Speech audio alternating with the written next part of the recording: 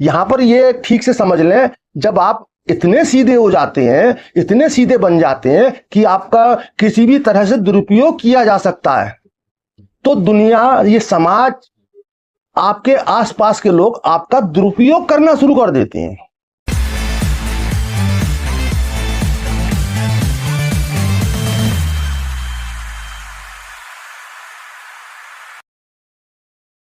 करुणा के विषय में कह रहे हैं, करुणा, तो हमें एक अपने अंदर करुणा का भाव रखना चाहिए। हर व्यक्ति की संवेदना को समझना चाहिए, व्यक्ति ही नहीं हर प्राणी की संवेदना को समझना चाहिए। जो भी जीव जगत में, सभी के प्रति हमें संवेदनशील होना चाहिए, करुणामयी होना चाहिए। करुणामयी का एक छोटी सी कथा से आप पूरी स्पष्टता से समझ जाएंगे कि करुणा का अर्थ किस तरह से आपको समझना चाहिए। एक संत अपने शिष्यों को एक पेड़ के नीचे रोज उपदेश दिया करते थे।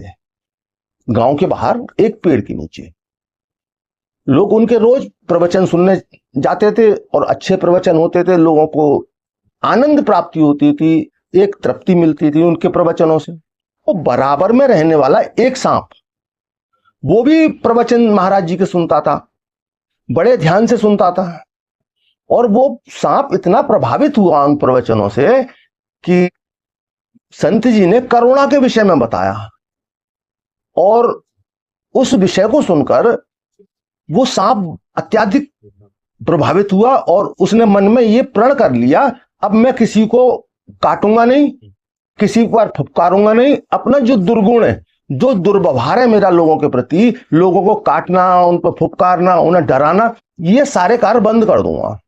और ऐसा ही उसने किया। कुछ दिन तक ये सब चलता रहा। अब जब सांप ने अपनी प्रवृत्ति त्याग दी, तो अब होने ये लगा कि कोई भी बच्चा उस सांप को देखता रेंगते हुए, क्योंकि अब जान गए थे कि ये सांप काटता नहीं है, कुछ कहता नहीं है, तो लोग उसे छेड़ने लगे, उसे परेशान करने लगे। यहां पर ये ठीक से समझ लें, जब आप इतने सीधे हो जाते हैं, इतने सीधे बन जाते हैं कि आपका किसी भी तरह से दुरुपयोग किया जा सकता है, तो दुनिया, ये समाज, आपके आसपास के लोग आपका दुरुपयोग करना शुरू कर देते हैं, क्योंकि वो जान गए हैं कि आप सीधे हैं, कुछ कहेंगे नहीं। तो इसी तरह उस सांप के साथ अत्याचार होने लगे, लोग अत्याचार करने लगे, उसे प्रताड़ित करने लगे। अब सांप तो बड़ा परेशान हो गया। एक दिन वो संत जी के पास, संत जी एकांत में बैठे थे, वो उनके सामने पहुंचा और उनसे विनती की, महाराज जी, मैं आपकी बात सुनकर, आपकी बात ने मुझे बहुत प्रभावित किया और मैंने उसका अनुपालन किया। अब मेरे साथ समस्या ये आ रही है।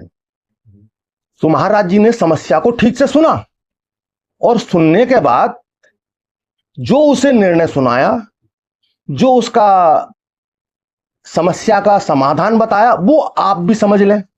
समस्या का समाधान महाराज जी ने कहा, मैंने करुणा का भाव रखने के लिए कहा था। अपनी प्रवृत्ति, जो तुम्हारा धर्म है, जो तुम्हारे रक्षा का तंत्र है, उसे त्यागने के लिए नहीं कहा। मैंने, मेरी बात का जो अर्थ है वो सिर्फ इतना है कि आप लोगों को डसो मत, जिससे कि लोग अकारण मृत्यु का शिकार हो जाए।